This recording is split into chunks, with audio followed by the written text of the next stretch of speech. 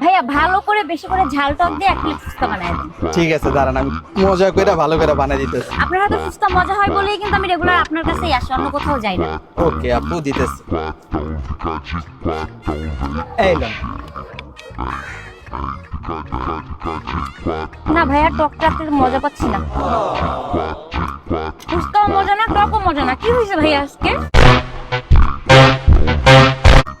আচ্ছা আপু, আপনি 2 মিনিট দাঁড়ান, আসলে আমি আজকে ম্যাজিক মশলাটা আনতে ভুলে গেছি, তো নিয়ে আসি, তারপর আপনাকে মজা করে বানাই দিতেছি।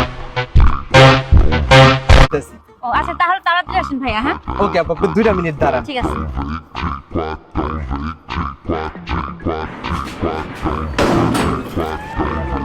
ফুচকা বলে মজা হয় না, আজকে ফুচকা খাওয়ায় পাগল বানালাম।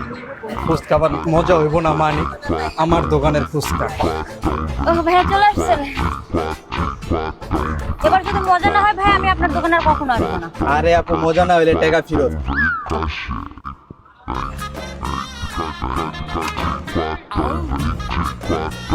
এলো না আপু, এখন খাই দেখেন। ভাই এখন তো অনেক মজা লাগতেছে। আপনি মশলাটা সকালে কেন আনেননি? আমার বিল কত হয়েছে ভাইয়া? আজকে আপনার জন্য ফুচকা ফ্রি, বিল লাগবো না, জান।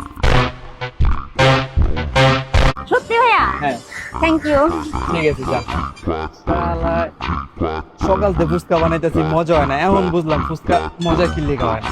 ভালোভাবে বানাই দিলে এখন ভালো লাগে না।